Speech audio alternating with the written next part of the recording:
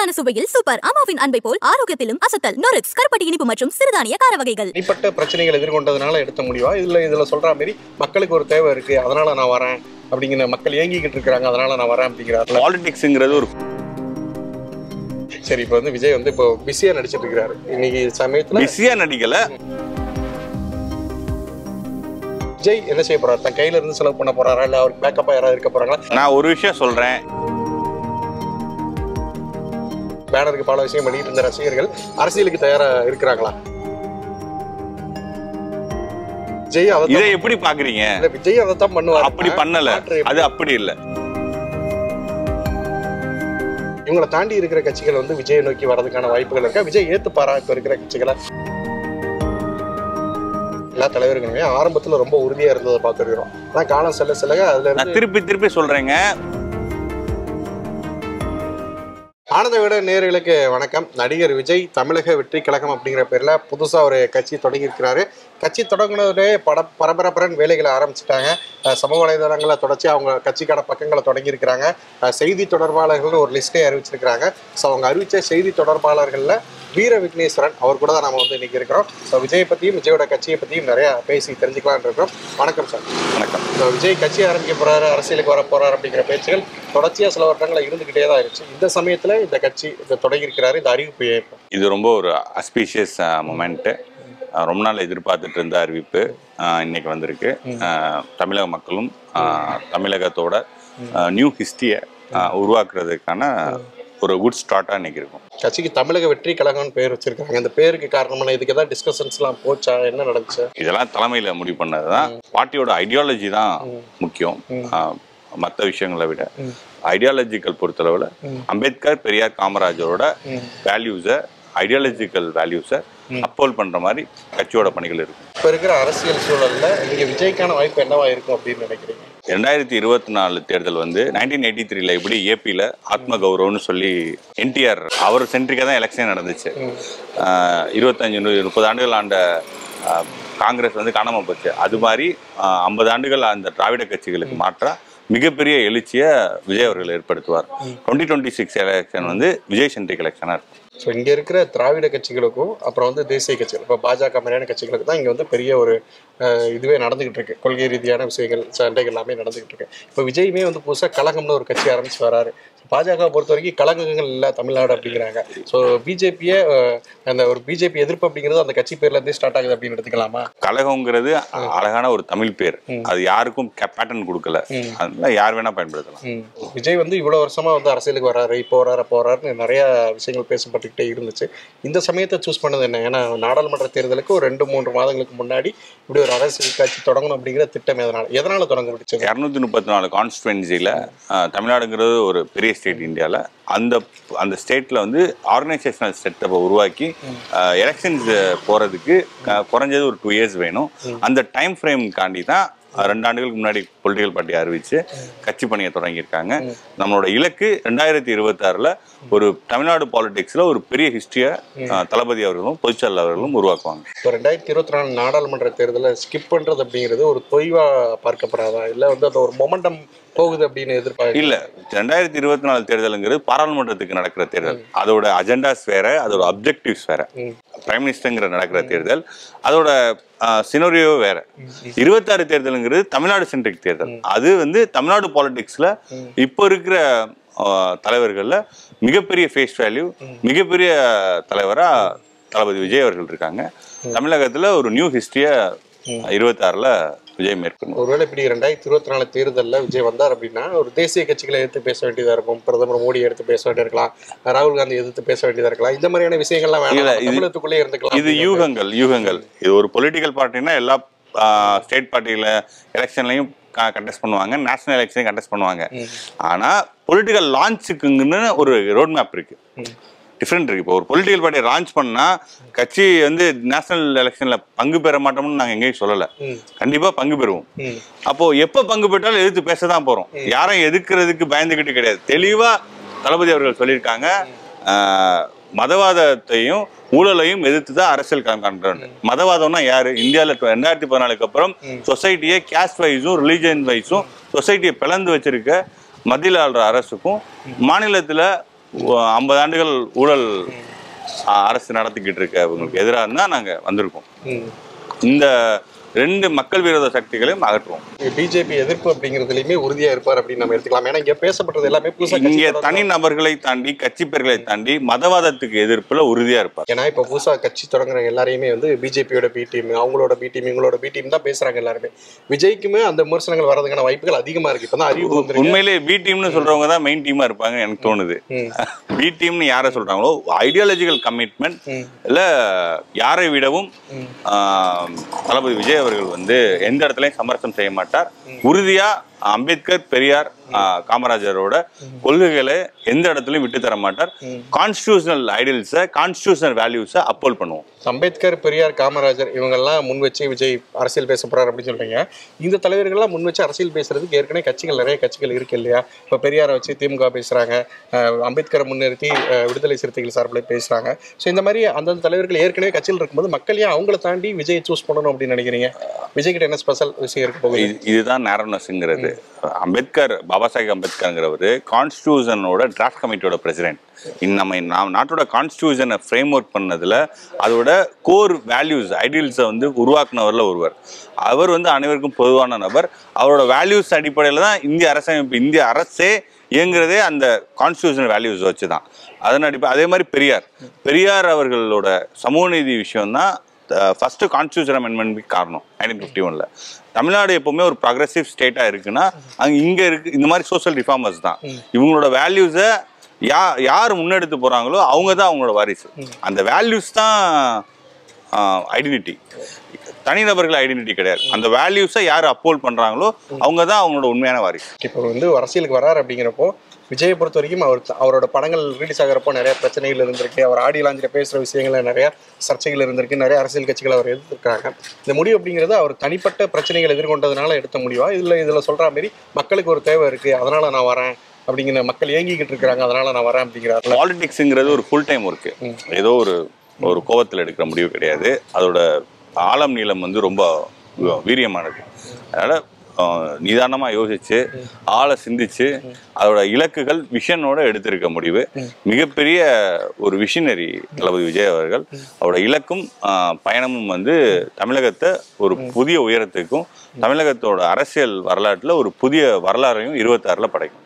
Cinema எடுத்துக்குவோம். சினிமாலையுமே வந்து விஜயோட பாணி அப்படிங்கிறது ஒரு எம்ஜிஆரோட பாணி, ஒரு ரஜினியோட பாணி இப்படி தான் வந்து இருக்கும். நம்ம அரசியல் எடுத்துக்கிட்டோம்னு வச்சுக்கோங்களேன், எம்ஜிஆர் வந்து ஒரு பெரிய வெற்றி பெற்ற தலைவர். ஆனா ரஜினி வந்து அந்த அளவுக்கு இல்ல அரசியல். அவர் வரவே இல்லை.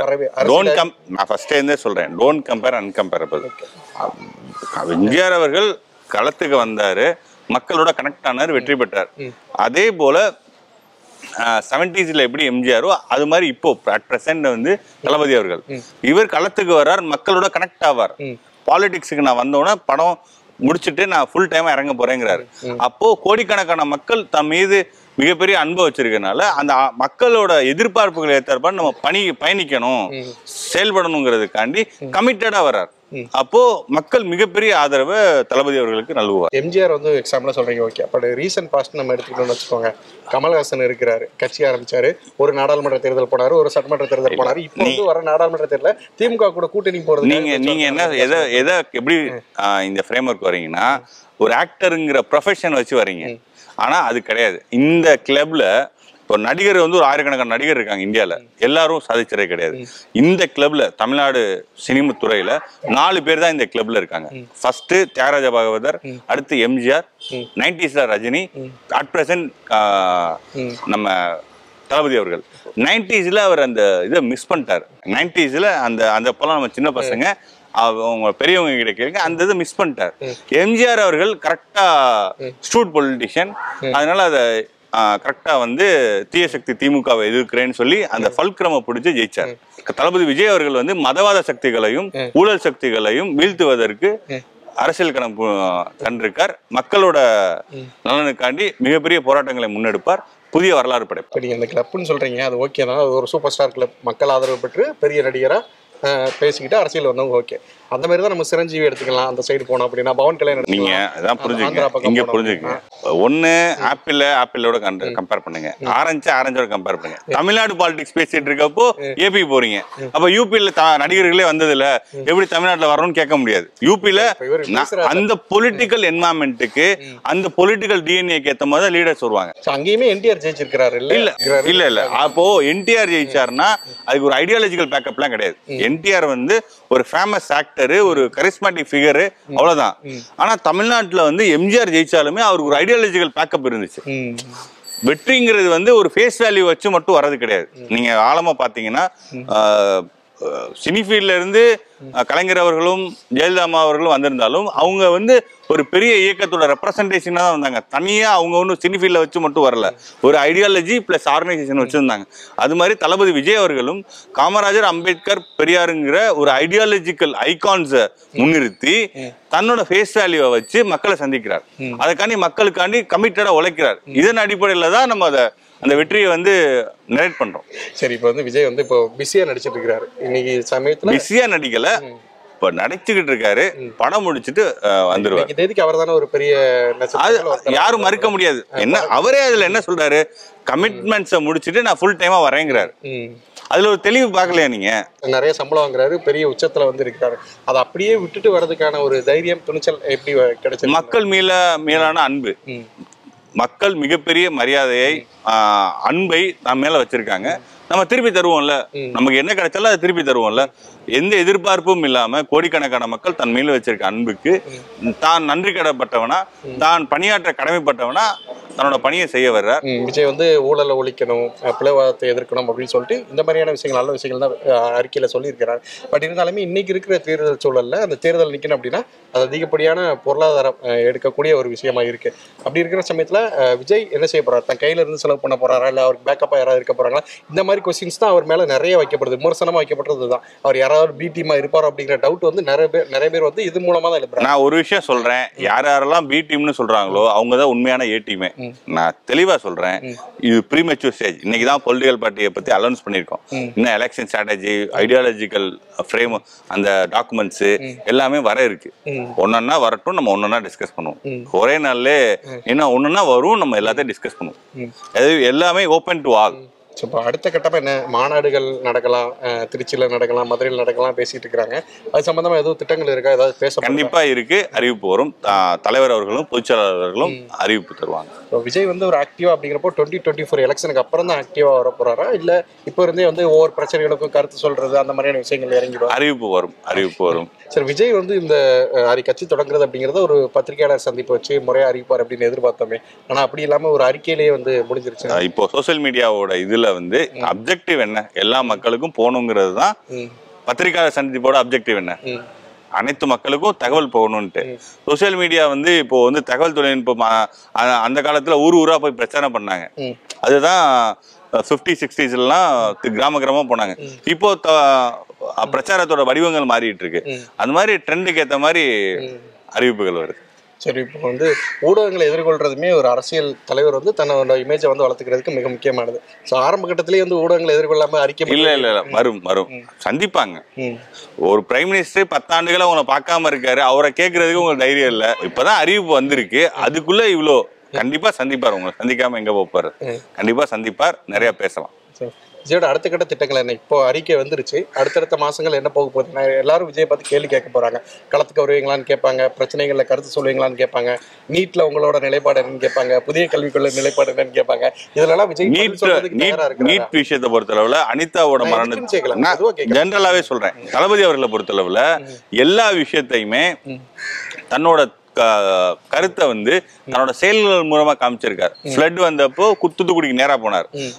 ஸ்டெர்லைட் துப்பாக்கி சூடு நடந்தப்போ பாதிக்கப்பட்ட மக்கள் பக்கம் நின்னார். அனிதா மரணத்தின் போது அனிதாவை நேரா போய் சந்திச்சார். அப்போ என்ன டெலிபரேட்டா அவர் என்ன சொல்ல வர்றாருன்னா, தான் பாதிக்கப்பட்ட மக்களுக்கு பின்னாடி நிக்கிறேன், யாரு சப்ரஸ்டு கிளாஸ் யாரோ அதுக்கு பக்கம் நிக்கிறேன், சமூக கருத்தையும் தன்னோட சமூக பொறுப்புணர்வையும் தன்னோட செயல்கள் மூலமா வெளிப்படுத்தியிருக்காரு. அது மாதிரி வரும் காலங்கள்லையும் தன்னோட செயல்கள் மூலமா மக்களுக்கும் தமிழக மக்களுக்கும் மிகப்பெரிய பங்காற்றுவார். தமிழகத்துல 2026 மிகப்பெரிய ஒரு சைலண்ட் ரெவல்யூஷனை தளபதி அவர்கள் ஏற்படுத்துவார். விஜய் தயாரா இருக்கிறார் அப்படிங்கிறீங்க. அவரோட நிர்வாகிகள் தொண்டர்கள் அவங்க எல்லாம் தயாரா இருக்கிறாங்களா? அந்த அளவுக்கு மெச்சூரிட்டியோட இருக்கிறாங்களா? ஏன்னா நேற்று வரைக்கும் அந்த FTFSல அந்த விசில் அடிச்சு பேனருக்கு பல விஷயம் பண்ணிட்டு இருந்த ரசிகர்கள் அரசியலுக்கு தயாரா இருக்கிறாங்களா? எல்லாருமே பக்குவப்படுவாங்க. காலம் தான் எல்லாத்துக்கும் கருத்து தரும். எல்லாம் சரியாயிரும். ஓவர் த டைம் வந்து அனைவருமே நம்மளே ஒரு 10 இயர்ஸ்க்கு முன்னாடி எப்படி இருந்திருப்போம் அந்த மாதிரி எல்லாருமே பக்குவப்படுவாங்க. இப்போ 2024 எலெக்ஷன்ல எந்த கட்சிக்குமே ஆதரவு இல்லை அப்படிங்கிறத சொல்லிட்டீங்க. இப்போ கருத்தியல் ரீதியா சொன்னோம் அப்படின்னா விஜய் சொல்றது அந்த பிளவுவாத கொள்கைக்கு எதிராக பேச போறேன், அதுக்கு எதிராக தான் அரசியல் பண்ண போறேங்கிறாரு. இந்த எலெக்ஷன்ல அதுக்கு எதிராக பேசுறதுக்கு வாய்ப்பு இருக்கா? தென்னிந்தியா லார்ஜர் ஸ்கேல்ல ஃபண்டமெண்டலாவே பிளவுவாதத்துக்கு எதிரான மக்கள். இதை வந்து யாரும் நீங்க சொல்லியோ நான் சொல்லியோ இன்னொருத்தர் சொல்லியோ தெரிய வேண்டியதுதான். மதவாதத்துக்கு எதிரான இயல்புலே மதவாதத்தை எதிர்க்கிற மக்கள் தமிழக மக்கள். அதனால அந்த உணர்வை தளபதி அவர்கள் வந்து வெளிப்படுத்தியிருக்காரு. அதனால கடந்த கால வரலாறும் அதுதான், எதிர்காலமும் அப்படிதான் இருக்கு. இப்போ முன்னாள் IAS அதிகாரிகள் IPS அதிகாரிகள்லாம் விஜயை சந்திக்கிறதாகவும் சமூக ஆர்வலர்கள் நிறைய பேர் சந்திக்கிறதாகவும் அவங்கள வச்சு தான் அந்த சீட்டு கொடுக்க போறதாகவும் எல்லாம் பேச்சுக்கள்லாம் போய்கிட்டு இருக்குல்ல. இந்த மாதிரி பிளான்ஸ்லாம் இருக்கா? இல்லை நிர்வாகிகள் தொண்டர்களுக்கு தான் சீட்டு இருக்குமா, இல்லை இந்த மாதிரி போறதுக்கு வாய்ப்புகள் இருக்குமா? அது தலைமை கிட்ட தான் நீங்க கேட்கணும். நான் அந்த சர்க்கிள்ல இல்ல, நான் அந்த லேடர்ல கீழே இருக்கேன். தலைமை கிட்ட கேட்க வேண்டிய கேள்வி இது. இப்போ விஜயோட டார்கெட் வந்து 2026 தான் அவரே வந்து அறிக்கையில வந்து சொல்லிட்டாரு இல்லையா? இப்போ 2026 அப்படிங்கிறப்போ இப்போ திமுகவில் பார்த்தோன்னா ஒரு உதயநிதி ஸ்டாலின் அடுத்த கட்ட தலைவராக வந்து வளர்ந்து வராரு. இந்த பக்கம் பார்த்தோன்னா ஜெயலலிதா அவர்களுக்கு அப்புறம் வந்து எடப்பாடி அவர்கள் வந்து புதிய தலைமையாக வந்து இப்போ வந்து அதிமுக கட்சியுமே இருக்கிறாங்க. ஸோ இந்த மாதிரியான தலைவர்களை எதிர்கொள்றதுக்கு விஜய் தயாராக இருப்பாரா? அவங்களுக்கு எதிராக அரசியல் பண்றதுக்கு விஜய் வலிமையோட தான் இருக்கிறாரா? மக்கள் சக்தி தான் ரெண்டாவது மிகப்பெரிய சக்தி. ஒரு பொலிட்டிக்கல் பார்ட்டியோ அவங்க கிட்ட இருக்க பணமோ. ரெண்டாவது 1977ல மிகப்பெரிய அதிகார மையங்கள் எல்லாம் எளிய மக்கள்கிட்ட வீழ்ந்தது நம்ம பார்த்தோம். மக்களோட எழுச்சிக்கு முன்னாடி எந்த அதிகாரமோ பணமோ நிற்காது. இந்த வரலாறு மீண்டும் 2026 எழுதப்படும். இவங்களுக்கு எதிராக தான் பேசுறாரு. பட் அவங்க எடுக்கிற அந்த ப்ரொடக்ஷன் படத்திலேயே நடிக்கிறாரு. அதெல்லாமே வந்து இதுவா பார்த்துருக்க மாட்டாங்களா மக்கள்? கடந்த காலங்களில் ரொம்ப ரீசெண்டாக தான், 1 வருஷம் 2 வருஷத்துக்கு முன்னாடி தான் அந்த மாதிரியான சம்பவங்கள்லாம் நடந்திருக்கு. சன் பிக்சர்ஸ்ல நடிக்கிறது, ரெட் ஜெயின்ட் ரிலீஸ் பண்றது, அந்த மாதிரி விஷயங்கள்லாம் அதை மக்கள்லாம் பார்க்க மாட்டாங்களா? இவர் பிசினஸ்னா ஒரு மாதிரி பண்றாரு, அரசியல்னா ஒரு மாதிரி பண்றாரு. நீங்க அப்படி பாத்தீங்கன்னா ஒரே கார்பரேட் கம்பெனி 2 பொலிட்டிக்கல் பார்ட்டிக்கும் அமௌண்ட் எலெக்ஷன் நிதி தராங்க. அது வேற. இப்போ இதே அதானியை பத்தி DMK பேசுறாங்க, அதே அதானி தமிழ்நாட்டுல வந்து இன்வெஸ்ட் பண்றாரு. இதை நீங்க எப்படி பாக்குறீங்க? நான் கேக்குறது புரியுதா? அதானியை எதிர்த்து பார்லிமெண்ட்ல பேசுறாங்க, அதே அதானி வந்து இன்வெஸ்ட் பண்றாரு தமிழ்நாட்டுல வந்து. இதை எப்படி பாக்குறீங்க? இப்போ விஜய் இதை எப்படி பாக்குறீங்க? விஜய் அதைத்தான் பண்ணுவார். அப்படி பண்ணல, அது அப்படி இல்ல. இவர் பொலிட்டிக்கல் பார்ட்டி ஆரம்பிச்சதுக்கு அப்புறம் அப்படி பண்ணாருன்னா நீங்க கேட்கலாம். நீங்க ஒன்ஸ் பொலிட்டிக்கல் கிரவுண்டுக்கு வந்துட்டு நீங்க அதுக்கப்புறம் நீங்க இப்படி இருந்துச்சுன்னா நீங்க கேள்வி கேட்கலாம். ஒன்ஸ் கிரவுண்டுக்கு வந்ததுக்கு அப்புறம் நீங்க பாருங்க அவரோட கமிட்மெண்ட், மக்கள் மீதான கமிட்மெண்ட், அவரோட ஐடியாலஜிக்கல் கமிட்மெண்ட், இந்த ஊழல்வாதிகள் மதவாத சக்திகளுக்கு எதிர்ப்பா அவருக்கான ரெவல்யூஷன், சைலண்ட் ரெவல்யூஷன் எப்படி இருக்குன்னு பாருங்க. இப்போ காங்கிரஸ், BJP, அதிமுக, திமுக இவங்கெல்லாம் விட்டுறலாம், பெரிய கட்சிகள். இவங்களை தாண்டி இருக்கிற கட்சிகள் வந்து விஜய் நோக்கி வரதுக்கான வாய்ப்புகள் இருக்கா? விஜய் ஏத்துப்பாரா இப்போ இருக்கிற கட்சிகளை? ஏன்னா மாற்றுன்னு சொல்றாரு, கூட்டணிக்கெல்லாம் தயாரா இருப்பாரா? இது ஒரு ஆஸ்பீஷியஸ் மூமெண்ட். இப்பதான் பொலிட்டிக்கல் பார்ட்டியை லான்ச் பண்ணியிருக்கோம். இன்னும் டைம் இருக்கு, 2 இயர்ஸ் இருக்கு. 1 day is very long time for politics. அதனால அலைன்ஸ் பத்தி பேசுறதெல்லாம் ப்ரீமெச்சூர். காலங்கள் போகட்டும், நிறைய பேசுவோம். இப்போ மாற்றுன்னு சொல்லி வர எல்லா தலைவர்களுமே ஆரம்பத்துல ரொம்ப உறுதியா இருந்ததை பார்த்துருக்கிறோம். ஆனால் காலம் செல்ல செல்ல அதுல நான் திருப்பி சொல்றேங்க, ஒருத்தர் இன்னொருட கம்பேர் பண்றாதீங்க. அதோட சூழல் வேற, பொலிட்டிக்கல் நேச்சர் வேற, பொலிட்டிக்கலோட இண்டிவிஜுவலோட நேச்சர் வேற. கேக்குறேன், விஜய் வந்து இப்ப இருக்கிற இந்த ஸ்டாண்ட்ல நீட்டு போகாம இருப்பாரா? தன்னோட ஐடியாலஜிக்கல் கமிட்மெண்ட்ல எந்த சேஞ்சும் பண்ணிக்க மாட்டாரு. அம்பேத்கர், பெரியார், காமராஜர் ஐடியாலஜிக்கல் கமிட்மெண்ட்லயோ தன்னோட மதவாத எதிர்ப்புலையோ ஊழல் எதிர்ப்புலையோ எந்த மாற்றமும் பண்ணிக்க மாட்டாங்க. இப்போ வந்து அடுத்த கட்ட பிளான் அப்படிங்கிறது மாநாடு சீக்கிரம் வந்து எதிர்பார்க்கலாம். சரி, விஜய் எப்படி இருக்க போகுது? தமிழகம் வந்து ஒரு 1977ல இந்தியா எதிர்கொண்ட மாதிரி அது ஊழலுக்கும் அதிகாரத்துக்கும் எதிராக மிகப்பெரிய ஒரு சைலண்ட் ரெவல்யூஷனை தமிழகம் எதிர்கொண்டு இருக்கு. தளபதி அவர்கள் மிகப்பெரிய ஒரு வரலாற்றை 26ல படைப்பார். தமிழக வெற்றி கழகம் அப்படிங்கிற பேர்ல விஜய் இப்பதான் கட்சி தொடங்கி இருக்கிறாரு. அந்த கட்சியை பத்தி, அந்த கட்சியோட நகர்வுகள் பத்தி நிறைய விஷயங்கள் விக்னேஸ்வரன் அவர்கிட்ட கேட்டு தெரிஞ்சுக்கிட்டோம். தொடர்ச்சியா ஆனந்த விகடனோட இணைஞ்சிருக்கேன். நன்றி. அசத்தலான சுவையில் சூப்பர் அம்மாவின் அன்பை போல் ஆரோக்கியத்திலும் அசத்தல். நொரிக்ஸ் கருப்பட்டி இனிப்பு மற்றும் சிறுதானிய கார வகைகள் இப்போது சென்னை, கோயம்புத்தூர் முதலான 9 இடங்களிலும் ஆன்லைன் ஷாப்பிங்கிலும் கிடைக்கும். இப்போது அனைவரின் விருப்பம் இனிப்பான காரமான நொரிக்ஸ்.